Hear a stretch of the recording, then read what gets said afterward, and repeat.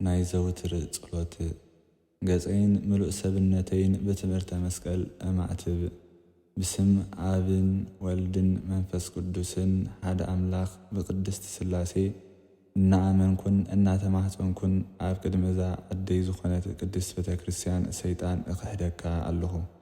ንሳውን ናይ ዘላለም ጸጋኤን ምስክረይን ዝኾነት ማርያም እያ። አሜን። ኦ ጎይታ ነመስግነካን ነኽብረካን ኣሎና ንባርኸካን ንእመነካን ኣሎና። ኦ ጎይታ ንልምነካን ንማልደካን ኣሎና። ኦ ጎይታ ንግዛእካን ንቅዱስ ስምካ እውን ነገልግል ኣሎና። ኩሉ ብርኪ ዝሰግደልካ ንሰግደልካ ኣሎና። ናይ ኩሉ ልሳን እውን ዝግዛአልካ ጎይታ ንግዛአካ ኣሎና። ናይ ኣማልኽቲ ኣምላኽ ንስኻ ኢኻ። ናይ ጎይቶት ጎይታ ናይ ነገስታት ንጉስ ንስኻ ኢኻ። ናይ ኩሉ ስጋን ናይ ኩሉ ነፍስን ኣምላኽ ንስኻ ኢኻ። ቅዱስ ወድኻ ንስኻትኩምሲ ክትጽልዩ ከለኹም ከምዚ በሉ እናበለ ከም ዝመሃረና ከምዚ ኢልና ንጽዋዓካ ኣለና። ኣብ ሰማያት እትነብር ኣቦና፣ ኣብ ሰማያት እትነብር ኣቦና፣ ስምካ ይቀደስ፣ መንግሥትኻ ትምጻእ፣ ፍቓድካ ከምቲ ኣብ ሰማይ ከምኡውን ኣብ ምድሪ ይኹን። ናይ ዕለት እንጀራና ሎሚ ሃበና፣ ንሕና ንዝበደሉና በደሎም ከም ዝሓርግናሎም በደልና ሓደገልና፣ ካብ ክፉእ ኣድሕነና እምበር ኣብ ፈተና ኣይተእትወና። መንግሥትን ሓይልን ክብርን ንዘለዓለም ናትካ እዩ እሞ ኣሜን። በሰላም ቅዱስ ገብርኤል መልአክ ኦ እግዝእትየ ማርያም ናይ ቅዱስ ገብርኤል መልአኽ ሰላምታ ሰላም እብለኪ። ብሕልናኺ ድንግል ኢኺ፣ ብስጋኺ እውን ድንግል ኢኺ። ኣደ እግዚኣብሔር ጸባኦት ጎይታ ሰራዊት ሰላም እብለኪ ኣለኹ። ንስኺ ካብ ኣንስቲ ብርኽቲ ኢኺ፣ ረኸርስኺ እውን ብሩኽ እዩ። ኦ ምልዕተ ጸጋ እግዚኣብሔር ምሳኺ እዩ። ኦ ፍስሕቲ ደስ ይበልኪ። ኃጢአትና ክሰሬልና ናብ ፍቑር ወድኺ ኢየሱስ ክርስቶስ ጸሊኺ ምእንታና ምሕረት ለምንልና። ናይ ሃይማኖት ጸሎት ንኹሉ ብዝሓዘ ሰማይን ምድርን ዝርአን ዘይርአን ብዝፈጠረ ብሓደ ኣምላኽ እግዚኣብሔር ኣብ ንኣምን። ብሓደ ጎይታ ብኢየሱስ ክርስቶስ ዓለም ከይተፈጥረ ምስኡ ህሉ ብዝኾነ ወዲ ኣብ ዋህድ እውን ንኣምን። ካብ ብርሃን ዝተረኽበ ብርሃን፣ ካብ ሓቀኛ ኣምላኽ ዝተረኽበ ሓቀኛ ኣምላኽ፣ ዝተወልደ እምበር ዘይተፈጥረ፣ ብመለኮቱ ምስ ኣብ ማዕረ ዝኾነ፣ ኩሉ ብኡ ዝተፈጥረ፣ ብዘይክኡ ግና ኣብዚ ምድሪ ዘሎ ይኹን ወይስ ኣብ ሰማይ ዘሎ ይኹን ወላ ሓደ ዝተፈጥረ የልቦን። ምእንታና ምእንቲ ሰብ ምእንቲ ምድሓና ካብ ሰማያት ዝወረደ ብመንፈስ ቅዱስ ካብ ቅድስት ድንግል ማርያም ስጋ ለቢሱ ሰብ ኮነ። ሰብ ኮይኑ ድማ ብዘመን ጴንጠናዊ ጲላጦስ ምእንታና ተሰቕለ፣ መከራ መስቀል ተቐበለ፣ ሞተ፣ ተቐብረ። ኣብ ቅዱሳን መጻሕፍቲ ተጻሒፉ ከም ዘሎ ድማ ኣብ ሳልሰይቲ መዓልቲ ካብ ምውታን ተፈልዩ ተንሥአ፣ ብምስጋናን ብኽብርን ናብ ሰማያት ዓረገ፣ ኣብ የማን ኣቡኡ ተቐመጠ። ከም ብሓድሽ ድማ ንህያዋንን ንሙታትን ክፈርድ ብኽብሪ ክመጽእ እዩ። ብመንግሥቱ እውን መወዳእታ የብሉን። ጐይታን መሕየውን ብዝኾነ ካብ ኣብ ብዝሰረጸ ብመንፈስ ቅዱስ እውን ንኣምን። ምስ ኣብን ወልድን ንሰግደሉን ነመስግኖን። ንሱ ድማ ኣብ ነቢያት ሓዲሩ ዝተናገረ እዩ። ልዕሊ ኩሉ ብዝኾነት ናይ ሃዋርያት ጉባኤ ብሓንቲ ቅድስት ቤተ ክርስቲያን ንኣምን። ናይ ሕድገት ኃጢአት ንምስትስራይ ብሓንቲ ጥምቀት እውን ንኣምን። ትንሣኤ ሙታን ንዘለዓለም ዓለም ንዝመጽእ ህይወትን ተስፋ ንገብር ኣሜን። ቅዱስ ቅዱስ ቅዱስ እግዚአብሔር ጸባኦት ጌታ ሰራዊት ናይ ጐይትነትካ ምስጋና ፈጺሙ ሰማይን ምድርን ዝመልአ እዩ። ኦ ክርስቶስ መጺካ ኣድሒንካና ኢኻ እሞ ምስ መሓርን ሰማያውን ኣቦኻን መሕየዊ ምስ ዝኾነ ቅዱስ መንፈስካን ንሰግደልካ ኣሎና። ንኣብ እሰግድ፣ ንወልድ እሰግድ፣ ንመንፈስ ቅዱስ እሰግድ፣ ሓንቲ ስግደት እሰግድ። ንኣብ እሰግድ፣ ንወልድ እሰግድ፣ ንመንፈስ ቅዱስ እሰግድ፣ ሓንቲ ስግደት እሰግድ። ንኣብ እሰግድ፣ ንወልድ እሰግድ፣ ንመንፈስ ቅዱስ እሰግድ፣ ሓንቲ ስግደት እሰግድ። ሓደ እንከለዉ ሰለስተ፣ ሰለስተ እንከለዉ ሓደ ዝኾኑ ብኣካል ሰለስተ ብመለኮት ሓደ እዮም። ኣምላኽ ንዝወለደት ብስጋን ብነፍስን ብሕልናን ንጽህት ንዝኾነት ንእመቤትና ድንግል ማርያም እሰግድ። ብኽቡር ደሙ ዓለም ንምድሓን ንዝተቐደሰ ንመስቀል ጐይታና ኢየሱስ ክርስቶስ እሰግድ። መስቀል ሓይልና እዩ። መስቀል ጽንዓትና እዩ። መስቀል ቤዛውና እዩ። መስቀል መድሓኒ ነፍስና እዩ። ኣይሁድ ካሓድዎ፣ ንሕና ግና ኣመናዮ። እቶም ዝኣመና ድማ ብሓይሊ መስቀሉ ደሓና። ምስጋና ንአብ ምስጋና ንወልድ ምስጋና ንመንፈስ ቅዱስ ይኹን። ምስጋና ንአብ ምስጋና ንወልድ ምስጋና ንመንፈስ ቅዱስ ይኹን። ምስጋና ንአብ ምስጋና ንወልድ ምስጋና ንመንፈስ ቅዱስ ይኹን። ይግብኦም ንአብን ንወልድን ንመንፈስ ቅዱስን። ምስጋና ንእመቤትና ማርያም ድንግል ወላዲተ አምላክ ይኹን። ምስጋና ይግብኣ ንእመቤትና ድንግል ማርያም ወላዲተ አምላክ። ምስጋና ንመስቀል ጎይታና ኢየሱስ ክርስቶስ ይኹን። ምስጋና ይግብኦ ንመስቀል ጎይታና ኢየሱስ ክርስቶስ። ክርስቶስ ብምሕረቱ ይዘክረና አሜን። ኣብ ግዜ ዳግማይ ምጽአቱ ኣይሕፍረና አሜን። ስሙ ንምምስጋን ይንቃሕና አሜን። በአምልኾቱ እውን የጽንዓና አሜን። እመቤትና ማርያም ድንግል ወላዲተ አምላክ ጸሎትና አዕርግልና አሜን። ሁሉ ኃጢአት አስተስሪልና አሜን። ኣብ ቅድሚ መንበሩ ንጎይታና አሜን።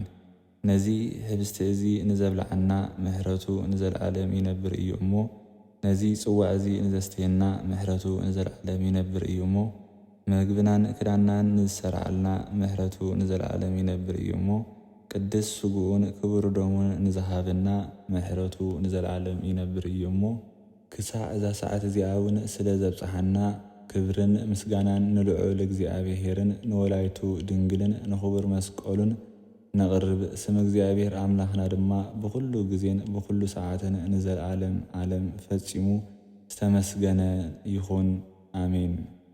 ሰላም ንዓኺ እናሰገድና ንዓኺ ሰላምታ ንብለኪ ኦ ኣዴና ማርያም ካብ ሃዳናይ ኣራዊት ዲያብሎስ ከተድሕንና ንልምነኪ ናባኺ ንምህፀን ምእንቲ ኣዴኺ ሃናን ኣቦኺ ኢያቄምን ንማሕበርና ሎሚ ድንግል ባርኽልና። ጸሎት እመቤትና ማርያም ነፍሰይ ንእግዚኣብሔር ተዕብዮ መንፈሰይ ከዓ ብኣምላኸይ በቲ መድሓኒይ ባህ ይብላ። ውርደት ባሪኡ ርእዩ እዩ እሞ እንሆ ካብ ሕጂ ኩሎም ወለዶ ብፅእቲ ክብሉን እዮም።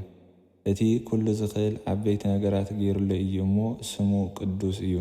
ምሕረቱ እውን ኣብቶም ዝፈርሕዎ ንውሉድ ወለዶ እዩ። ብቕልጽሙ ስልጣን ሓይሊ ገበረ። ንዕቡያት ሓሳብ ልቦም በተነሎም። ንሃያላት ካብ ዝፋኖም ኣውረዶም። ንዝተዋረዱ ከዓ ልዕል ኣበሎም። ንጡምያት ካብ በረኸቱ ኣጽገቦም። ንሃብታማት ከዓ ራቆቶም ሰደዶም። ከምቲ ንኣቦታትና ንኣብርሃምን ንዘርኡን ዝነገሮም ንዘለዓለም ምሕረቱ እናዘከረ ንእስራኤል ባሪኡ ተቐበሎ። ንአብን ንወልድን ንመንፈስ ቅዱስን ንዘለዓለም ምስጋና ይኹን አሜን። ናይ ሶኒ ውዳሴ ማርያም ኣደ መድሓኒ ጓል ብርሃን እመቤተይ ካብ ሰይጣን ማእሰርቲ ይፍትሕኒ። እመቤተይ ባርኽንን አንጽህንን ከምቲ ንቅዱስ ኤፍሬም ዝባረኽክዮ ከምኡውን ንዓይ ባርኽኒ ኣብ ዕለቱ ከም ዝበል። ብሶኒ ዕለት ዝጽለ ናይ እመቤትና ድንግል ማርያም ወላዲተ አምላክ ምስጋና ጎይታ ነቲ ሕዙንን ጉሁይን ልብን ዝኾነ ኣዳም ነፃ ከውፅኦን ናብ ዝቐደመ ናይ ጥንቲ ቦትኡ ክመልሶን ፈተወ። ኦ ቅድስት ለምንልና። ጎይታ ብስጋ ካብ ቅድስት ድንግል ብዘይዘርኢ ሰብኣይ ተወሊዱ ኣድሓንና። ነታ ከይስተመን ዘሰሓታ ንህዋን እግዚኣብሔር ንሕማምክን ጻዕርኽን ኣዝየ ከብዝሖ እየ ልቡ ናብ ፍቕሪ ደቂ ሰብ ስለ ዝመስረተ ነፃ ኣውፅኣ። ኦ ቅድስት ለምንልና። ኢየሱስ ክርስቶስ እቲ ቃል ስጋ ዝኾነ ኣባና ድማ ሓደረ። ንዓና እውን ከምቲ ነቡ ሓደ ዝኾነ ወዱ ዝረኽቦ ክብሩ ረኣና ይቕረ ክብለልና ፈተወ። ኦ ቅድስት ለምንልና። ነቢ ኢሳይያስ ብመንፈስ ትንቢት ናይ ኣማኑኤል ምስጢር ረኣየ። ሕፃን ተወሊዱልና ወዲ ተዋሂቡና እናበለ ጨረሐ። ኦ ቅድስት ለምንልና። ኦ ዘመድ ወዲ ሰብ ኩልኻ ተሓጎስ ደስውን ይበልካ። እግዚኣብሔር ንዓለም ኣፍቂርዎ እዩ እሞ ብኡ ዝኣምን ኩሉ ምእንቲ ክድሕንሲ ሓደ ወዱ ቤዛ ሃበ። ልዑል ቅርጽሙ እውን ለኣኸልና። ኦ ቅድስት ለምንልና። ዘሎን ዝነበረን ዝመጽእን ካልኣይ ግዜ እውን ዝመጽእ ካባኺ ሰብ ዝኾነ ቃል ኢየሱስ ክርስቶስ ብዘይ ምልዋጥ ፍጹም ሰብ ኮነ። ሓደ ወልድ ብኩሉ ግብሩ ፈጺሙ ኣይተፈልየን። ናይ እግዚኣብሔር ቃል ሓደ ራእይ፣ ሓደ ህላዌ፣ ሓደ መለኮት እዩ እሞ ኦ ቅድስት ለምንልና። ንነቢያት ሃገሮም ዝኾንኪ ኦ ቤተልሔም እቲ ቀዳማይ ሰብ ኣዳም ካብ ምድሪ ሲኦል ናብ ገነት ከእትውዎ ኦ ኣዳም መሬት ኢኻ እሞ ናብ መሬት ከዓ ክትምለስ ኢኻ ዝበሎ ፍርዲ ሞት ክስዕር ዳግማይ አዳም ክርስቶስ ካባኺ ስለ ዝተወልደ ተሓጐሲ ደስ እውን ይበልኪ። ብዘይ ሓጢኣት ኣብ ዘላታ ጸጋ እግዚኣብሔር ትበዝሕ እያ እሞ ኦ ቅድስት ለምንልና። ነፍሲ ኩሎም ደቂ ሰብ ትተሓጐስ ደስ እውን ይበላ። ንእግዚኣብሔር ኣብ ሰማያት ምስጋና ኣብ ምድሪ እውን ሰላም ፍጹም ፍቕሪ ንሰብ ይኹን እናበሉ ንንጉስ ክርስቶስ ምስ መላእኽቲ ኮይኖም እናጨርሑ የመስግንዎ። ኣብ ሃገር ዳዊት ዝተወለደልና መድሓኒና ኢየሱስ ክርስቶስ ነቲ ናይ ጥንቲ መርገም ስለ ዝሰዓረ ናይ ጸላኢ ዲያብሎስ ምኽሪ ከዓ ኣፍረሰ። ናይ ኣዳምን ናይ ሔዋንን መጽሓፍ ዕዳ ቀዲዱ ነፃ ከዓ ገበሮም። ኦ ቅድስት ለምንልና። ኣብ ዓለም ንዝነብሩ ኩሎም ደቂ ሰብ እተብርህ ናይ ብሓቂ ብርሃን ምእንቲ ፍቕሪ ሰብ ናብ ዓለም ዝመጻእካ ኩሉ ፍጥረትካ ብምምጻእካ ተሓጐሰ። ንኣዳም ካብ ስሕተት ኣድሒንካዮ ኢኻ፣ ንሔዋን ካብ ጻዕሪ ሞት ነፃ ጌርካዮ ኢኻ። መንፈስ ውልድነት እውን ስለ ዝሃብካና ምስ መላእኽትኻ ንመስግነካ ኣሎና። ኦ ቅድስት ለምንልና። ናይ ሰሉስ ውዳሴ ማርያም። ሰሉስ ዕለት ዝንበብ ናይ እመቤትና ድንግል ማርያም ወላዲተ ኣምላኽ ምስጋና። ናይ ትምክሕትና ዘውዲ ጀማሪት ድሕነትና መሰረት ንጽንሃና ብድንግል ማርያም ኮነ። ምእንቲ ድሕነትና ሰብ ዝኾነ ናይ እግዚኣብሔር ቃል ወለደትልና። ንሱ ብርግጽ ሰብ ኮይኑ እንተተወልደ እውን ፍጹም ኣምላኽ እዩ። ምእንቲ እዚ ንሳ ብድንግልናኣ ከላ ወለደቶ።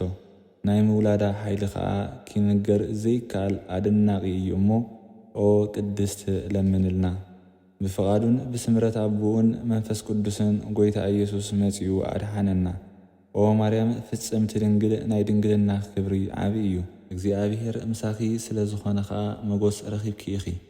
ንስኺ እታ ያዕቆብ ካብ ምድሪ ክሳብ ሰማይ እተብጽሕ መላእኽቲ እግዚኣብሔር በኣ ኪድይቡን ኪወርዱን ዝረኣያ መሳልል ኢኸ እሞ ኦ ቅድስት ለምንልና። እታ ሙሴ ብነበልባል እሳት ተኸቢባ ከላ ዘይትቃጸል ኮይና ዝረኣያ ገረብ ንስኺ ኢኺ። ንሱ ድማ ወዲ እግዚኣብሔር መጺኡ ኣብ ከርስኺ ዝሓደረ እዩ። ናይ መለኮቱ እሳት እውን ኣየቃጽለክን እዩ እሞ ኦ ቅድስት ለምንልና። ኣብ ውሽጣ ዘርኢ ከይተዘርአ ፍረ ሕይወት ዘፍረኺ ግራት ንስኺ ኢኺ። ንስኺ እታ ዮሴፍ ዝተሻየጣ ኣብ ውሽጣ ከዓ ክቡር ባሕሪ ዕንቂ ዝረኸበላ መዝገብ ሳንዱቕ ኢኺ። ንሱ ድማ ኣብ ከርስኺ ዝጸርክዮ ኣብዚ ዓለም እውን ዝወለድክዮ መድሓኒና ኢየሱስ ክርስቶስ እዩ እሞ ኦ ቅድስት ለምንልና። ኦ ንመላእኽቲ ሓጐሶም ዝኾነ ጐይታ ዝወለድኪ ተሓጐሲ ደስ ይበልኪ። ኦ ንጽሕት ንነቢያት ዜና ትንቢቶም ኢኹ እሞ ተሓጐሲ ደስ ይበልኪ። እግዚኣብሔር ምሳኺ ስለ ዝኾነ መጎስ ረኺብኪ ኢኹ እሞ ተሓጐሲ ደስ ይበልኪ። ንኹሉ ዓለም ደስ ዘብል ናይ መልኣኽ ቃል ተቐቢልኪ ኢኹ እሞ ተሓጐሲ ደስ ይበልኪ።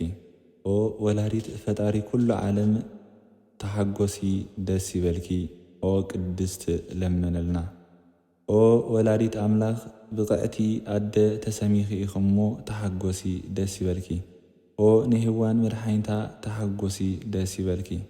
ነቲ ንኹሉ ፍጥረት ዝምግብ ጐይታ ጸባ ዘጥበኺ ኢኹ እሞ ደስ ይበልኪ። ኦ ቅድስት ናይ ኩሎም ህያዋን ጻድቃን ኣደ ደስ ይበልኪ። ምእንቲ ክትልምንልና ከዓ ናባኺ ነማዕዱ ኣለና እሞ ኦ ቅድስት ለምንልና። ኦ ድንግል ኦ ቅድስት ኦ ወላዲት ጐይታ ንዓና ንምድሓን ኣደናቒ ምስጢር ኣባኺ ምስ ሓደረ ንጉስ ወሊድ ክልና ኢኺ። ስለዚ ነቲ ገባሪ ሰናየት ብዛዕባ ኣብየቱ ከነዘንቱ ጀሚርና እውን ክንፍጽሞ ስለ ዘይንኽእል ኣዝዩ ብዙሕ ኣደናቒ ትርኢት እዩ እሞ ፈጺምና ስቕ ንብል። ኦ ቅድስት ለምንልና።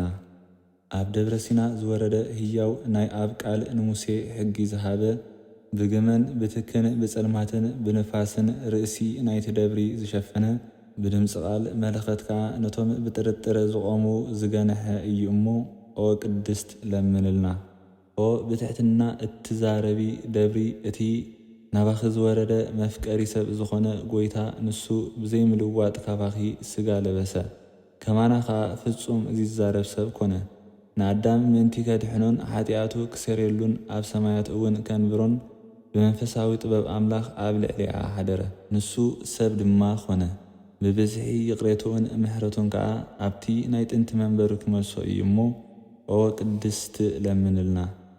ንድንግል ዕቤታ ነጊርካ ክፍጸም ኣይከኣልን።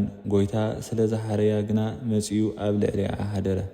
እቲ ዝኾነ ክምርምሮ ዘይከኣል ኣብ ብርሃን ዝሓድር ኣምላኽ ከዓ 9 ወርሒ ኣብ ከርሳ ተጸውረ። ነቲ ዘይርአን ዘይምርመርን ድማ ማርያም ንስኺ ድንግል ከለኺ ወሊድክዮ ኢኹ እሞ ኦ ቅድስት ለምንልና። እቲ ነቢይ ዳንኤል ዝረኣዮ እምኒ ኢድ ከይተንከፎ ካብ ነዊሕ እምባ ዝተፈንቀለ ንሱ ካብ ኣብ ዝወፅእ ቃል እዩ። መጺኡ ከዓ ብዘይ ዘርኢ ሰብኣይ ካብ ድንግል ሰብ ኮይኑ ኣድሕንና እዩ እሞ ኦ ቅድስት ለምንልና።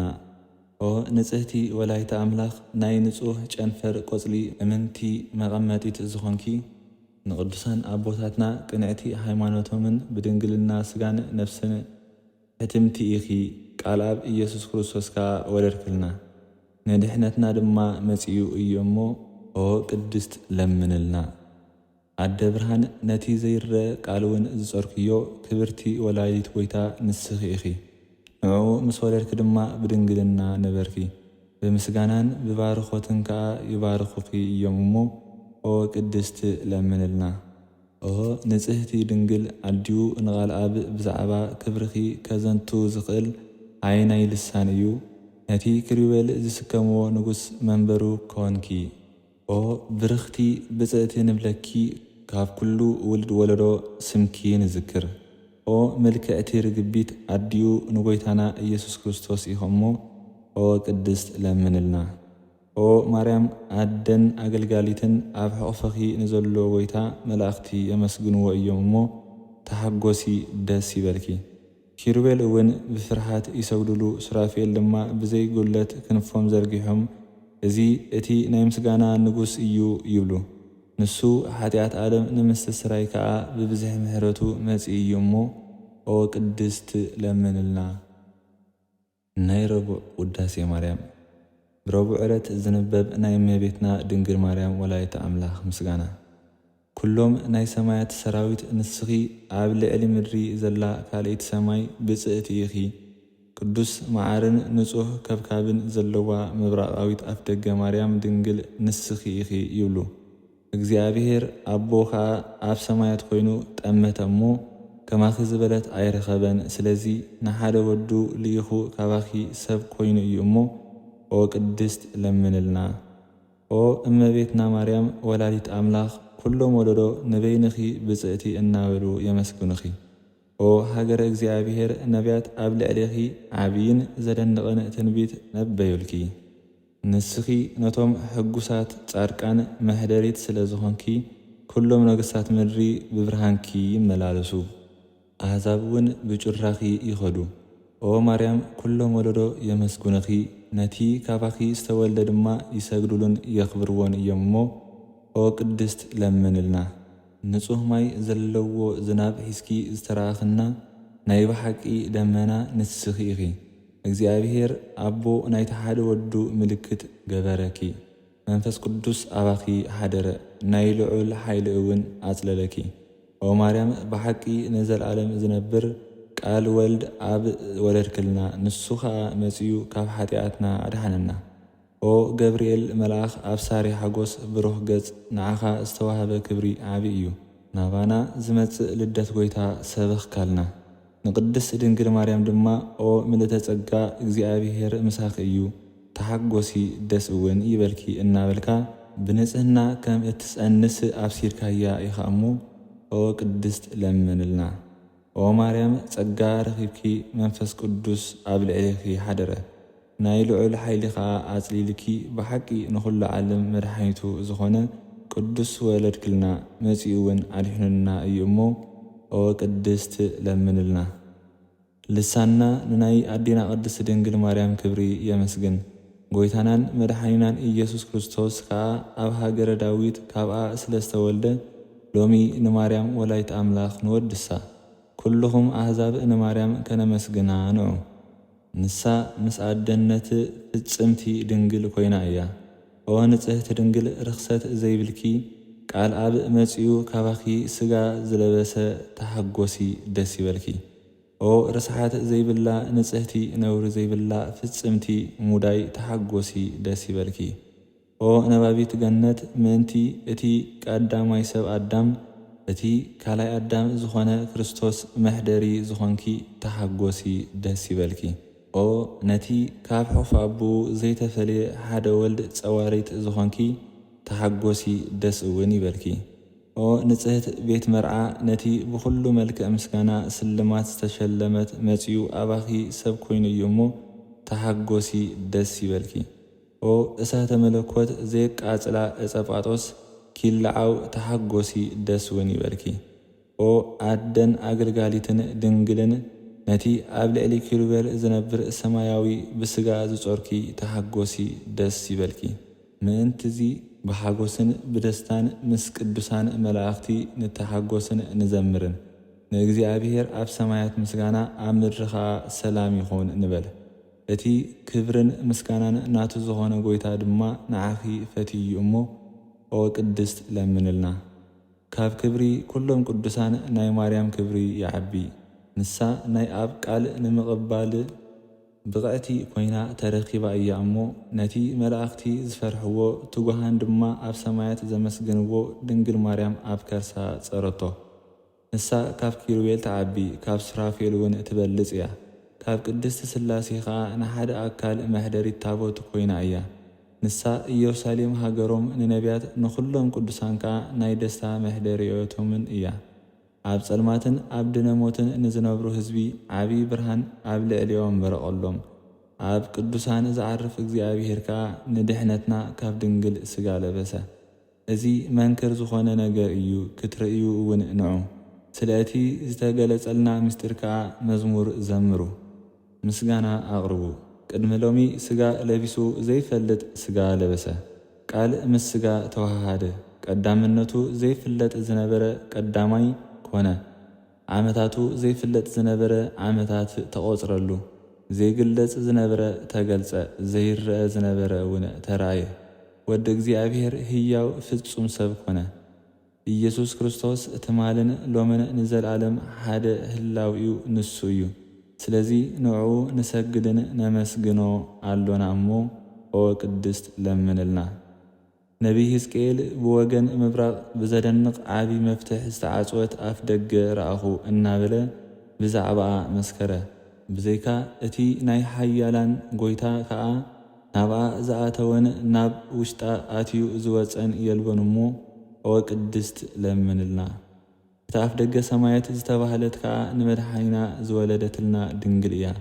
ንዑ ድሕሪ ምውላዳ እውን ከም ቀደማ ብድንግልና ነበረት። ኦ ወላዲት ጐይታ ፍረ ከርስኺ ብሩኽ እዩ። ካብቲ ምሕረት ዘይብሉ ኢድ ጸላኢ መጺኡ ስለ ዘድሓነና ከዓ ጐይታ ዝወለድኪ ኣደ ንስኺ ፍጽምትን ብርኽትን ኢኺ። በቲ ጐይታ ክብርን ኣምላኽ ሓቅን ድማ ሞገስ ረኺብኪ ኢኺ። ስለዚ ኣብዚ ምድሪ እዙ ካብ ዝነብሩ ኩሎም ከዓ ንዓኺ ክብርን ዕብየትን ይግባአኪ እዩ። ቃል ኣብ ኢየሱስ ክርስቶስ መጺኡ ካባኺ ሰብ ኮነ፣ ምስ ደቂ ሰብ እውን ተመላለሰ። መሓርን መፍቀሪ ሰብን ስለ ዝኾነ ድማ ብፍሉይ ኣመጻጽኡ ነፍሳት ኣድሒኑ እዩ እሞ ኦ ቅድስት ለምንልና። ናይ ሐሙስ ውዳሴ ማርያም። ብዕለት ሐሙስ ዝጽለይ ናይ እመቤትና ድንግል ማርያም ወላዲተ ኣምላኽ ምስጋና። እታ ሙሴ ብነበልባል ሓዊ ተኸቢባ ኸላ ጨናፍራኻ ዘይትቃጸል ኮይና ኣብ በረኻ ዝረኣያ ኦም ኪልዓው ድንግል ማርያም ትመስል። ካብኣ ብዘይርኽሰት ናይ ኣብ ቃል ሥጋ ለበሰ። ናይ መለኮቱ እሳት እውን ንድንግል ኣየቃጸላን። ድሕሪ ንዕኡ ምውላዳ ከዓ ምስ ድንግልና ተረኽበት። መለኮቱ እውን ኣይተለወጠን። እቲ ሓቀኛ ኣምላኽ ከዓ ወዲ ሰብ ኮይኑ መጺኡ ኣድሒኑና እዩ እሞ ኦ ቅድስት ለምንልና። ኦ እመቤትና ኣደ ጐይታ ኩልና ነዕብየክን ነኽብረክን ኣሎና እሞ በረኸትኪ ኣብ ልዕሊ ኹላትና ይኹን። ድንግል ማርያም ወላዲተ ኣምላኽ ናይ ኲላትና መመክሒት እታ ሰበይቲ ካብ ፍርኦም በሊዓ ዝገበረቶ ጥልመት ኣብ ዘመድናን ሰብነትናን ሓዲሩ ዝነበረ ናይ ጥንቲ መርገም በኣ ምኽንያት ተሳዕረ። ስለዚ ብሄዋን ኣፍ ደገ ገነት ተዓጽወ። ብድንግል ማርያም ግና ዳግማይ ተራህወልና። ካብ ዕፀ ሕይወት ከዓ ክንበልዕ ዓደለና። ንሱ ድማ ናይ ጐይታናን መድሓኒናን ኢየሱስ ክርስቶስ ቅዱስ ስግወን ክቡር ደሙን እዩ። ምእንቲ ፍቕርና ከዓ መጺኡ ኣድሓነና። ነዚ ኣብ ልዕሊኣ ዝንበብ ዘደንቕ ምስጢር ክንፈልጥ ዝኽእል ኣየናይ ኣእምሮ፣ ኣየናይ ልቢ፣ ኣየናይ እዝንኸ እዩ? ንሱ ሓደ በይኑ ናይ ኣብ ቃል ብመለኮቱ ብዘይጉለት ቅድሚ ዓለም ዝነበረ እግዚኣብሔር መፍቀሪ ሰብ እዩ። ንሱ ወልዲ ዋህድ ካብ ሓደ ኣብ መጸ፣ ካብ ቅድስ ኣዲኡ እውን ስጋ ለበሰ። ምስ ወለደቶ ድማ ማሕተመ ድንግልና ኣይተለወጠን። ምእንቲ እዚ ንሳ ወላዲት ኣምላኽ ከም ዝኾነት ጋህዲ ኮነ። ናይ እግዚኣብሔር ሃብቲ ጥበቡስ ክንደይ ዓሚቑን ረቂቕን ክንደይ የደንቕን! እታ ብጻዕርን ብሕማምን ሓዘንን ልብን ክትወልድ ዝተፈርዳ ከርሲ ምንጪ መፈልፈሊት ህይወትን ድሕነትን ኮነት። ካብ ኣዝማድና ሰብነትና ኸዓ መርገም ዝስዕር ብዘይ ዘርኢ ሰብኣይ ወለደት። ምእንቲ እዚ ኦ መፍቀር ሰብ ህያውን መድሓኒ ነፍሳትናን ኢኻ እሞ ምስጋና ንዓኻ ይግባእ እናበልና ነመስግኖ። ኦ ቅድስት ለምንልና። ብዘይ ዘርኢ ወላዲት ኣምላኽ ንዝኾነት ድንግል ሓይሊ ከርሳ ከመይ ዝበለ ዘደንቕ እጹብን እዩ። እቲ ንዮሴፍ ዝተራእዮ መልኣኽ ከምዚ እናበለ መስከረ። እቲ ካብኣ ብግብሪ መንፈስ ቅዱስ ዝውለድ ቃል እግዚኣብሔር እዩ። ብዘይ ምልዋጥ ከዓ ሰብ ኮነ። ድርብ ሓጎስ ንዝኾነ ጎይታ ድማ ማርያም ወለደቶ። ወዲ ክትወልዲ ኢኺ ስሙ ከዓ ኣማኑኤል ክበሃል እዩ። ትርጉሙ ድማ እግዚኣብሔር ምሳና ማለት እዩ በላ። መሊሱ እውን ንህዝቡ ካብ ሓጢኣቶም ከድሕኖም እዩ እሞ ኢየሱስ ክበሃል እዩ በላ። ብሓይሉ ከድሕነናን ሓጢኣትና ክሓድገልናን እዩ። ንሱ እቲ ሰብ ዝኾነ ብርግጽ ኣምላኽ ከም ዝኾነ እውን ፈሊጥናዮ ኢና እሞ ንዘለዓለም ምስጋና ንዑ ይኹን። ኣቤት እዚ ካብ ቅድስቲ ድንግል ማርያም ዝኾነ ናይ ኣምላኽ ልደትሲ ከመይ ዝበለ ኣደናቒ ነገር እዩ! እቲ ቃል ክትጸሮ ኣካላት ንልደቱ ኸዓ ምኽንያት ዘርኢ ኣይቀደሙን። ብልደቱ ኸዓ ማሕተም ድንግልና ኣይለወጠን። ካብ ኣብ ብዘይ ድኻም ቃል ወፀ፣ ካብ ድንግል ከዓ ብዘይ ሕማም ተወልደ። ንዑ ሰባ ጥበብ ሰገድሉ። ኣምላኽ ስለ ዝኾነ ዕጣን ኣምጽሉ፣ ንጉሥ ስለ ዝኾነ ወርቂ ኣምጽሉ፣ መሕወሪ ስለ ዝኾነ ከዓ ከርቤ ኣምጽሉ።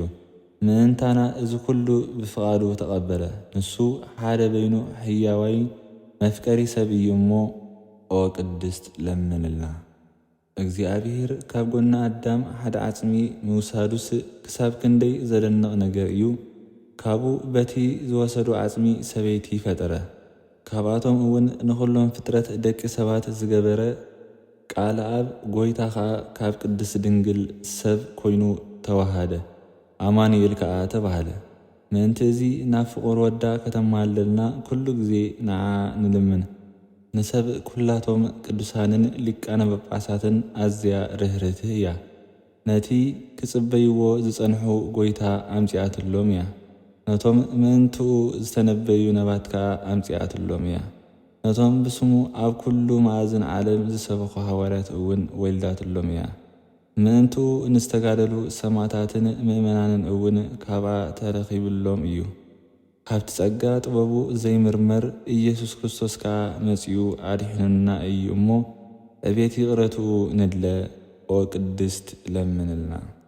እግዚኣብሔር ንዳዊት ካብ ፍረ ከርስኻ ኣብ ዙፋንካ ከንብር እየ ኢሉ ብሓቂ ምሒሉሉ እዩ እሞ ኣይጠዓስን ከዓ እዩ። ዳዊት እቲ ጻድቕ እውን ክርስቶስ ብስጋ ካብ ዘርኡ ከም ዝውለድ ኣሚኑ ምስ ተቐበሎ ንቓል እግዚኣብሔር መሕደሪኡ ዝኸውን ቤት ክደሊ ጀመረ። ነዚ ከዓ ብዓብይ ትግሃት ፈጽሞ። ብድሕሪ እዚ እንሆ ኣብ ኤፍራታ ማሕደር ኣምላኽ ያዕቆብ ክበኪ ሰማዕናዮ እናበለ ብመንፈስ ጨርሐ። ንሳ ከዓ ኣማኑኤል ብንጽህና ብስጋ ኣብኣ ንኽውለድ ዝመረጸ ቤተልሔም እያ። ካልእ እውን ካብ ነቢያት ኣቲ ቤተልሔም ምድሪ ኤፍራታ ካብ ነገሥታት ይሁዳ ኣይትንእስን ኢኺ፣ ንህዝበይ እስራኤል ዝጓስዮም ንጉሥ ካባኺ ክወፅእ እዩ እናበለ ካልኣይ ንዝተነበየላ እቲ ንሳቶም ብዛዕባ ክርስቶስ ብሓደ መንፈስ ዝተነበየ ከመይ ዝበለ ኣደናቒ ነገር እዩ! ንዑ ምስ ሕያዋይ ኣቦኡን ምስ መንፈስ ቅዱስን ካብ ሕጂ ክሳብ ዘለዓለም ምስጋና ይኹኖ። ኦ ቅድስት ለምንልና።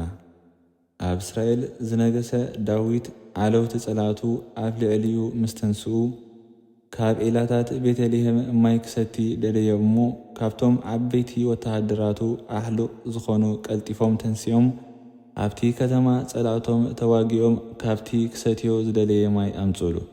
ንሱ እቲ ጻድቕ ግና ነቶም ወተሃደራቱ ምእንትኡ ክብሉ ተቢዖም ነፍሶም ንቕትለት ከም ዝወፈዩ ምስ ረኣየ ነቲ ማይ ከዓቡ ካብኡ እውን ኣይሰትየን። እዚ ከዓ ንዘለዓለም ጽድቂ ኾይኑ ተቐጽረሉ። ሰማዕታት እውን ናይዚ ዓለም ጣዕሚ ብሓቂ ይንዓቑ ምእንቲ እግዚኣብሔር ኢሎም ከዓ ደሞም ከዓቡ። መንግሥተ ሰማያት ምእንቲ ክረኽቡ ድማ ኦ ጐይታ ከም ብዝሕ ዕብየት ምሕረትካ ይቕረ በለልና እናበሉ መሪር ሞት ተዓጊሶም እዮም እሞ ኦ ቅድስት ለምንልና። ካብ ቅድስት ሥላሴ ሓደ ኣካል ውድቀትናን ውርደትናን ርእዩ ካብ ሰማያ ሰማያት መጺኡ ኣብ ከርሲ ድንግል ሓደረ። ብዘይካ ኃጢአት ንበይና ከዓ ከማና ፍጹም ሰብ ኮነ። ከምቲ ነቢያት ክውለድ እዩ እናበሉ ዝተነበይዎ ኣብ ቤተልሔም ተወልደ። ስለዚ ኣድሒኑናን ተበጅዩናን ህዝቡ ድማ ገይሩና እዩ እሞ ኦ ቅድስት ለምንልና። ናይ ዓርቢ ውዳሴ ማርያም። ብዓርቢ ዕለት ዝንበብ ናይ እመቤትና ድንግል ማርያም ወላዲተ ኣምላኽ ምስጋና። ኦ ማርያም ድንግል ወላዲት ኣምላኽ ንስኺ ካብ ኣንስቲ ብርኽቲ ኢኺ፣ ፍረ ከርስኺ እውን ብሩኽ እዩ። ብዘይ ገለ ርኽሰት ናይ ፀሓይ ጽድቂ ጐይታ ካባኺ ተወሊዱልናን በሪቑልናን እዩ። ንሱ ፈጢሩና ስለ ዝኾነ ከዓ ኣብ ትሕቲ ክንፈ ረድኤቱ ኣቕሪቡና እዩ እሞ ኦ ቅድስት ለምንልና። ኦ እመቤትና ወላዲት ኣምላኽ ንስኺ ኣደ ብርሃን ኢኺ እሞ ንዓኺ ንበይንኺ ብውዳሴን ብምስጋናን ነዕብየኪ ኣሎና። ንስኺ ካብ ሰማይ ተዓቢ ካብ ምድሪ እውን ትኸብሪ ከምኡውን ልዕሊ ኩሉ ሕሊና ብርኽቲ ኢኺ። ንዓኺ ዝመሳሰል የልቦን ብዛዕባ ዕብየትኪ ከዘንቱ ዝኽእል መን እዩ? ኦ ማርያም መላእኽቲ የኽብሩኺ ሱራፌል ከዓ ይውድስኺ። እቲ ኣብ ልዕሊ ኪሩቤልን ሱራፌልን ዝነብር እውን መጺኡ ኣብ ከርስኺ ሓደረ። ንሱ መፍቀር ሰብ ስለ ዝኾነ ናብኡ ኣቕረበና፣ ናትና ሞት ከዓ ተቐበለ፣ እታ ናቱ ሕይወት እውን ሃበና። ስለዚ ክብርን ምስጋናን ናቱ እዩ እሞ ኦ ቅድስት ለምንልና። ኦ ድንግል ወላዲት ኣምላኽ ናይ ደናግል መመኪሒት ማርያም ብርኽቲ ንስኺ ኢኺ፣ ፍረ ከርስኺ እውን ብሩኽ እዩ። እቲ ቅድሚ ዓለም ዝነበረ ካባኺ ተወልደ፣ ዘመኑ ዘይቅይር ካብ ከርስኺ ወፀ፣ ስጋና ተዋሃደ፣ ቅዱስ መንፈሱ ከዓ ሃበና። ብብዝሒ ርኅራኄኡ ድማ ምሱ ማዕረ ገበረና። ንስኺ ካብተን ብብዝሒ ክብርን ጸጋን ዝተዋህበን ብዙሓት ኣንስቲ ትበልጺ። ኦ ማርያም ወላዲተ ኣምላኽ መንፈሳዊት ሃገር ልዑል እግዚኣብሔር ኣብ ልዕሊኣ ዝሓደረ እቲ ኣብ ልዕሊ ኪሩቤልን ሱራፌልን ዝቕመጥ ጐይታ ብግናዕ ኣእዳውኪ ሓወፍክዮ። እቲ ንኹሉ ስጋ ዝለበሰ ፍጥረት ብብዝሒ ርኅራኄኡ ዝምግብ ኣጥባትኪ ሒዙ ጸባ ጠበወ። ንሱ ኣምላኽን ናይ ኩሉ መድሓንን ስለ ዝኾነ ንዘለዓለም ይሕልወና እዩ። ንዑ ክንሰግደሉን ከነመስግኖን ከዓ ፈጢሩና እዩ እሞ ኦ ቅድስት ለምንልና። ድንግል ማርያም ናይ ጥዑም ዝጨነኡ ሽታ መቐመጢት እያ። ዓይኒ ማይ ህይወት ካብኣ ፈልፈለ፣ ፍረ ከርሳ እውን ንኹሉ ዓለም ኣድሓነ። ካባና ከዓ መርገማ ኣጥፍኣልና፣ ብመስቀሉን ብቅዱስ ትንሣኤዩን ኣብ ማእከልና ሰላም ገበረ። ንሰብ ድማ ዳግማይ ናብ ገነት ኣእትይዎ እዩ እሞ ኦ ቅድስት ለምንልና። ድንግል ማርያም ወላዲተ ኣምላኽ ንጽህትን እምንትን ንደቂ ሰብ ምሕረት እትልምኒ ኃጢአትና ክሰሬልና ናብ ክርስቶስ ወድኺ ለምንልና። ኦ ቅድስት ለምንልና። ድንግል ማርያም ኣብ ቤት መቕደስ ኮይና ብዘይካእቲ ብኽብሪ ኦ ቅድስት ድንግል ሰላም ንዓኺ እናበለ ዘብሰረኒ መልኣኽ እንተ ዘይኮይኑ ካልእ ምንም ዝፈልጦ ከም ዘየለ እግዚኣብሔር ይፈልጥ እዩ እናበለት ጨርሐት። ዘይጽወር ጾርኪ ዘይከኣል ከኣልኪ ክሽከሞ ዝኽእል እውን ምንም የልቦን። ኦ ምልዕተ ጸጋ ንስኺ ንቓል ኣብ መሕደሪ ስለ ዝኾንኪ ብኹሉ ክብሪ ውዳሴኺ ይበዝሕ። ንምእመናን ህዝበ ክርስቲያን ትእክቦም ስፍሕቲ መጋረጃ ንስኺ ኢኺ። ንስኺ ንስሉስ ማህያዊ ስግደት ከም ዝግባእ እተስተምህርን እታ ሙሴ ዝረኣያ ዓንዲ ሓዊ ዝጾርኪ ንስኺ ኢኺ። ንሱ ድማ እግዚኣብሔር ወልድ መጺኡ ኣብ ከርስኺ ዝሓደረ እዩ። እቲ ሰማያትን ምድርን ዝፈጠረ ታቦት መሕደሪ እዩ ኮንኪ። ኣብ ከርስኺ 9 ወርሒ ተሸከምኪዮ። ንስኺ ሰማያትን ምድርን ዘይክእልዎ ንምሽካም እምንቲ ኮንኪ። ካብ ምድሪ ናብ ሰማይ መዳያይቦ ኮንኪ። ብርሃንኪ ካብ ብርሃን ፀሓይ ይዓቢ። ንስኺ ናይቲ ቅዱሳን ሰባት ብሓጎስን ብደስታን ካባኺ ክወፅእ ዝረኣይዎ ብሩህ ኮኸብ ምብራቓዊት ኣፍ ደገ ኢኺ። ንሱ ኣብ ልዕሊ ሄዋን ብሕማምን ብጻዕርን ትውለድ ኢሉ ዝፈረደ እዩ። ንስኺ ግና ኦ ምልእተ ጸጋ ተሓጐሲ ዝብል ቃል ሰማዕኪ። ጐይታ ኩሉ ፍጥረት ዝኾነ ንጉስ ወለድክልና። መሓርን መፍቀሪ ሰብን ስለ ዝኾነ መጺኡ ኣድሓነና። ምእንቲ እዚ ከምቲ ገብርኤል መልኣኽ ኮይንና ማርያም ብርኽቲ ኢኺ ፍረ ከርስኺ እውን ብሩኽ እዩ እናበልና ንውድሰኪ። ኦ ምልእተ ጸጋ እግዚኣብሔር ምሳኺ እዩ እሞ ተሓጐሲ ደስ እውን ይበልኪ። ኦ ቅድስት ለምንልና። ናይ ቀዳም ውዳሴ ማርያም። ብዕለት ቀዳሚት ሰንበት ዝንበብ ናይ እመቤትና ድንግል ማርያም ወላዲተ ኣምላኽ ምስጋና። ንጽህትን ብርህትን ብኩሉ ቅድስትን ዝኾነት ንጐይታ ብማእኸል ኣደዋ ዝሓቖፈቶ ኩሎም ፍጥረታትካ ምስኣ ይህጐሱ ብዓውታ ድምፂ ድማ ኦ ቅድስት ለምንልና እናበሉ ዝልምኑኺ ይኽእሞ። ኦ ቅድስት ለምንልና። ኦ ምልእተ ጸጋ ተሓጐሲ። ካብ እግዚኣብሔር ሞገስ ስለ ዝረኸብኪ ተሓጐሲ ደስ ይበልኪ። እግዚኣብሔር ምሳኺ እዩ እሞ ተሓጐሲ ደስ ይበልኪ። ኦ ግርምቲ ድንግል ዕቤትኪ እጹብ እዩ እናበልና ነመስግን ምስ ገብርኤል መልኣኽ ኮይንና ንዓኺ ፍስሓ ነቕርበልኪ ኣሎና። ካብ ከርስኺ ዝተረኽበ ፍረ ኸዓ መድሓኒና ወገና ስለ ዝኾነ ናብ እግዚኣብሔር ኣቦ ኣቕሪቡና እዩ እሞ። ኦ ቅድስት ለምንልና። ኦ ማርያም ከምቲ ጉለት ዘይብሉ ቤት መርዓ ስለ እትምሰሊ መንፈስ ቅዱስ ኣባኺ ሓደረ ልዑል እውን ኣጽለለኪ። ብሓቂ ንዘለዓለም ዝነብር ቃል ወልደ ኣብ ወለድኪ መጺኡ ኸዓ ካብ ኃጢኣትና ኣድሒኑና እዩ እሞ። ኦ ቅድስት ለምንልና። ካብ ዘሪ ዳዊት ዝበቖልኪ ዘመድ ንስኺ ኢኺ። ብስጋኻ ንመድሓኒና ኢየሱስ ክርስቶስ ወለድክልና። ንሱ ቅድሚ ዓለም ህልዊ ዝኾነ ካብ ኣብ ዝተረኽበ ሓደ በይኑ ናይ ኣብ ቃል እዩ። ርእሱ ሰዊሩ ድማ ካባኺ መልክዕ ባርያ ለበሰ። ኦ ቅድስት ለምንልና። ኦ ወላዲት ኣምላኽ ኣብ ልዕሊ ምድሪ ዘላ ካልእቲ ሰማይ ኮንኪ። ብዘይርኽሰት ናይ ጽድቂ ፀሓይ ካባኺ በረቐልና። ከምቲ ትንቢት ነቢያት ከዓ ብዘይ ዘርኢ ሰብኣይን ብዘይ ጉለትን ወሊድኪዮ ይኽእሞ። ኦ ቅድስት ለምንልና። ቅድስተ ቅዱሳን ዝተሰመኺ ድንኳን ማሕደር ንስኺ ኢኺ። ኣብ ውሽጣ ኩለንትናኡ ብወርቂ ዝተለበጠ ታቦት ናይ ኪዳን ጽላትን ሕቡእ መና ዝሓዘት መሶብ ወርቅን ኣብ ማእከላ ዘለዋ ንስኺ ኢኺ። ንሱ ኸዓ መጺኡ ኣብ ድንግል ማርያም ዝሓደረ ወዲ እግዚኣብሔር እዩ። ቃል ኣብ ብዘይርኽሰት ካብኣ ሥጋ ለበሰ። ነቲ መጺኡ ዘድሓነና ምስጋና ዝመልኦ ንጉሥ ከዓ ኣብዛ ዓለም ወለደቶ መጺኡ ከዓ ኣድሓነና።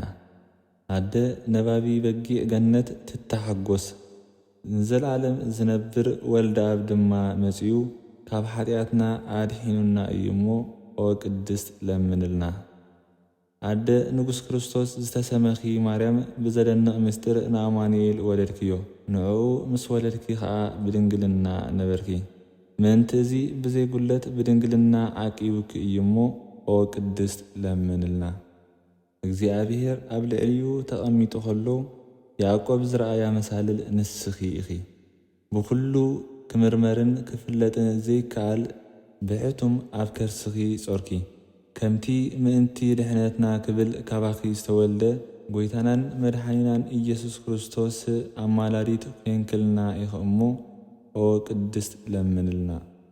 ኦ ብርኽቲ ንጽህቲ ኣዳራሽ እንሆ ጐይታ ብብዝሒ ይቕሬቱ ንዝፈጥሮ ኩሉ ዓለም ንኸድሕን ካባኺ ተወልደ። ንሱ ህያውን መፍቀር ሰብን እዩ እሞ ነመስግኖን ንውድሶን ኣሎና። ኦ ቅድስት ለምንልና። ኦ ምልእተ ጸጋ ርኽሰት ዘይብልኪ ድንግል ክብረት ኩሉ ዓለም ንጽህቲ ጽሪቲ ብርጭቆ ጣሳ ዘይትጠፍእ ብርሃን ዘይትፈርስ መቕደስ ዘይተቐንን በትረ ሃይማኖት መጸጊዒት ምርኩስ ቅዱሳን ተሓጐሲ ደስ ይበልኪ። ምእንቲ ክምሕረናን ይቕረ ክብለልናን ሓጢኣትና እውን ክሰሬልናን ናብቲ መድሓኒና ሕያዋይ ወድኺ ለምንልና ኦ ቅድስት ለምንልና። ናይ ሰንበተ ክርስቲያን ውዳሴ ማርያም። ብቅድስት ሰንበተ ክርስቲያን ዕለት ዝንበብ ናይ እመቤትና ድንግል ማርያም ወላዲተ አምላኽ ምስጋና። ኦ ካብ ኩለን አንስቲ ብርኽቲ ፍቕርቲ ዝተሰመኺ እታ ቅድስተ ቅዱሳን እትበሃል ካልእይቲ ቀመር ክፍሊ ንስኺ ኢኺ። ኣብ ውሽጣኻ ብኣጻብዕ እግዚኣብሔር ዝተጻሕፈ 10 ቃላት ናይ ኪዳን ጽላት ኣለዋ። ንሳ ድማ ንመድሓኒና ኢየሱስ ክርስቶስ ቀዳመይቲ ስሙ ከም ዝኾነት ኣቐዲሙ ብየውጣ ነገረና። እቲ ብዘይምልዋጥ ካባኺ ሰብ ዝኾነ ናይ ሓድሽ ኪዳን መታዓረቕ ይኮነ። ብምፍሳስ ቅዱስ ደሙ ከዓ ንምእመናን አንጽሂዎም ንኣሕዛብ እውን ቀዲስዎም እዩ እሞ ኦ ቅድስት ለምንልና። ኦ እመቤትና ንጽህቲ ወላዲተ አምላኽ ምእንቲ እዚ ኩላትና ነዕብየኪ ኣሎና። ካብቲ መፍቀር ሰብ ወድኺ ምሕረት ምእንቲ ክንረክብ ከዓ ናባኺ ኩሉ ግዜ ንልምንን ነማዕዱን ኣሎና። ካብዘይ ቆንቆን ዕንጨይቲ ተሰሪሑ ኩለንትናኡ ብወርቂ ዝተለበጠ ታቦት ብናይ እግዚኣብሔር ቃል ይምሰለልና። ንሱ ብዘይ ምፍልላይን ምልዋጥን ሰብ ዝኾነ ጥፍኣት ዘይብሉ ንጹህ መለኮት ምስ ኣብ ማዕርነት ዘለዎ እዩ። ብኡ ንንጽህቲ ድንግል ኣብሰራ ብቅዱስ ስነ ጥበቡ ከዓ ብዘይ ዘርኢ ሰብኣይ ከማና ሰብ ኮነ። መለኮቱ ኣዋሃሂዱ ድማ ብዘይ ዘርኢ ሰብኣይ ከማና ሰብ ኮነ። መለኮቱ ኣዋሃሂዱ ድማ ብዘይ ርክሰት ካባኺ ስጋ ለቢሱ እዩ እሞ ኦ ቅድስት ለምንልና። ኦ ንጽህቲ መቕደስ ብትእዛዝ እግዚኣብሔር ዝተሰኣሉ ኪሩቤል ዝጋረዱኺ እቲ ቃል ብዘይ ምልዋጥ ካባኺ ስጋ ዝለበሰ ንሱ ድማ ሓጢኣትና ብዝሓድግን ኣበሳና ዝድምስስን ኮይኑ እዩ እሞ ኦ ቅድስት ለምንልና። ኣብ ውሽጣ ሕቡእ መና ዘለዋ ንጽህቲ መሶብ ወርቂ ንስኺ ኢኺ። ንሱ ድማ ንኹሉ ዓለም ህይወት ዝህብን ካብ ሰማያት ዝወረደ ሕብስቲ እዩ እሞ ኦ ቅድስት ለምንልና። ድሙቕ ብርሃን ዝጾርኪ ናይ ወርቂ ቋሚ ቀንዲል ንስኺ ኢኺ። ንሱ ከዓ ኩሉ ግዜ ንዓለም መብራህቱ እዩ። ዝቕድሞ ዘይብሉ ካብ ብርሃን ዝተረኽበ ብርሃን ካብ ሓቀኛ ኣምላኽ ዝተረኽበ ኣምላኽ ብዘይ ምልዋጥ ካባኺ ሰብ ዝኾነ ነዞም ኣብ ጸልማትን ኣብ ድነ ጽላሎት ሞትን እንነብር ብምጽኣቱ ኣብ ልዕሌና ኣብርሀ። ኣጋርና ከዓ ናብ ማዕዲ ሰላም ኣቕንዐ ብቅዱስ ምስጢር ጥበቡ ኣድሒኑና እዩ እሞ ኦ ቅድስት ለምንልና። ሓጢኣት ዝሓድግ ጌጋ ዝድምስስ ብሩኽ ካብ መቕደስ ዝወፀ ፍሕም ሓዊ ዝጾርኪ ናይ ወርቂ ማዕጠንት ንስኺ ኢኺ። ንሱ እቲ ካባኺ ሰብ ዝኾነ ስሙር ዕጣንን መስዋዕትን ገይሩ ርእሱ ነቡ ዘዕረገ ቃል እግዚኣብሔር እዩ እሞ ኦ ቅድስት ለምንልና። ኦ ማርያም ቃል እግዚኣብሔር ዝወለድክልና ምልክዕቲ ርግቢት ተሓጐሲ ደስ ይበልኪ። ንስኺ እታ ካብ ሱር እሰይ ዝፈረየት ጥዑም መዓዛ ዘለዋ ዕምበባ ኢኺ እሞ ኦ ቅድስት ለምንልና። ከይተኸልዋን ማይ ከይስተይዋን ዝበቖለት በትረ ኣሮን ነበረት። ንስኺ ድማ ብሓቂ ኦ ወላዲት ክርስቶስ ኣምላኽና ከምኣ ኢኺ። ብዘይ ዘርኢ ተወሊዱ ከዓ ኣድሒኑና እዩ እሞ ኦ ቅድስት ለምንልና። ኦ ምልእተ ጸጋ ልዕሊ ኩሎም ቅዱሳን ንስኺ ክትልምንልና ይከኣለኪ እዩ። ንስኺ ካብ ሊቃነ ጳጳሳት ተዓቢ ካብ ነቢያት እውን ኣጸቢቕኪ ትኸብሪ ኢኺ። ካብ ግርማ ሱራፌልን ኪሩቤልን ዝበለጸ ተፈታዊ ግርማ ሞገስ እውን ኣሎኪ። ናይ ብሓቂ ትምክሕቲ ወገናን ንነፍሳትና እውን ህይወት እትልምንን ንስኺ ኢኺ። ንዑ ብምእማን ኣብ ቅንዕቲ ሃይማኖት ከጽንዓና ይቕሬቱውን ምሕረቱን ክህበና ብብዝሕ ምሕረቱ እውን ሓጢኣትና ከይሓድገልና ናብ ጎይታናን መድሓኒናን ኢየሱስ ክርስቶስ ለምንልና። ኦ ቅድስት ለምንልና። ጸሎታን ልማኖኣን ንድንግል ካብ መዓት ወዳ የድሕነና። ጸሎታን ልማኖኣን ንድንግል ማርያም ንሊቀ ጳጳሳትና ካብ መዓት ወዳ የድሕኖም። ጸሎታን ልማኖኣን ንማርያም ንህዝበ ክርስቲያን ካብ መዓት ወዳ የድሕኖም። ጸሎታን ልማኖኣን ንማርያም ንኹሉ ዓለም የድሕኖ ካብ መዓት ወዳ ኣሜን። ጸሎታን ልማናዋን ንማርያም ንነፍሳት ምውታት ካብ መዓት ወዳ የድሕኖም። ጸሎታን ልማናዋን ንማርያም ንሃገርና ካብ መዓት ወዳ የድሕንና አሜን። ውዳሴ ማርያም ምስ ናይ ዘውትር ጸሎት ብትግርኛ ኣብዚ ይፍጸም።